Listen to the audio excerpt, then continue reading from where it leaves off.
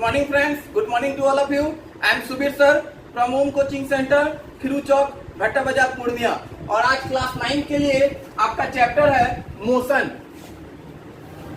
Physics का पहला chapter.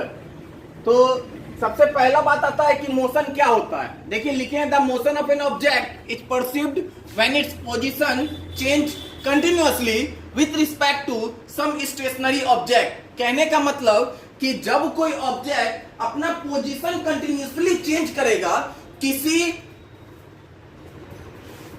Object के रिस्पेक्ट में। कहने का मतलब आप चल रहे हैं तो आप कैसे किसी को बताएंगे कि आप चल रहे हैं। आपके सामने अगर कोई पेड़ है, कोई घड़ी है, कोई बेंच है, कोई रुका हुआ कोई चीज है, तो चलने के बाद फिर आपके सामने वो चीज ना आए तो आप कहेंगे कि आप मोशन में है। तो इसीलिए लिखा हुआ है the motion of an object is perceived when its position change continuously with respect to some stationary object. दूसरा है डिस्टेंस और डिस्प्लेसमेंट। देखिए दोनों आपका सेम चीज ही है, पर अंतर क्या है वो दिखाते हैं। The distance travelled by an object is the length of the actual path traversed by the object during motion. A displacement is the displacement of an object in motion is the shortest distance between initial position and final position of the object. कहने का मतलब कि एक आदमी यहां से start किया चलना, यहां गया, फिर यहां गया, फिर यहां गया। तो यहां से अगर हम पूछे कि ए जो है वो डी तक जाने में इसका डिस्टेंस क्या है, तो ए से बी, बी से सी और सी से डी तीनों को जोड़ेंगे तब होगा डिस्टेंस। लेकिन डिस्प्लेसमेंट की बात करें तो हमको इससे कोई मतलब नहीं है कि ए किधर गया फिर उससे किधर गया, बस initial point A final point D, इसको मिला दीजिए, ये हो जाएगा आपका डिस्प्लेसमेंट। अब अगला पॉइंट आता है कि डिस्टेंस और डिस्प्लेसमेंट में आपका डिफरेंसेस क्या है। तो सबसे पहला, डिस्टेंस के लिए आपका कोई डायरेक्शन की जरूरत नहीं है, तो स्केलर क्वांटिटी। डिस्प्लेसमेंट इनिशियल और फाइनल पॉइंट चाहिए, तो it is a vector quantity.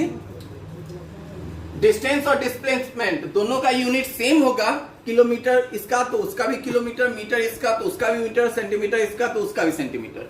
अब देखिए, the distance travelled by N object in motion can never be zero और नेगेटिव। डिस्टेंस कभी भी जीरो और नेगेटिव नहीं हो सकता है, लेकिन डिस्प्लेसमेंट आपका कैन बी पॉजिटिव, जीरो और नेगेटिव, ये तीनों हो सकता है।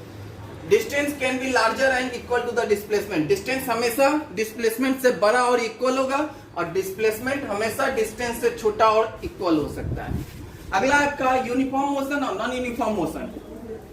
यूनिफॉर्म क्या होता है कि जब कोई object equal interval of time में इक्वल डिस्टेंस कवर करेगा तब हम कहेंगे कि वो ऑब्जेक्ट जो है यूनिफॉर्म मोशन में है। और जब कोई object unequal distance equal interval of time में कवर करेगा तो हम कहेंगे नॉन यूनिफॉर्म मोशन।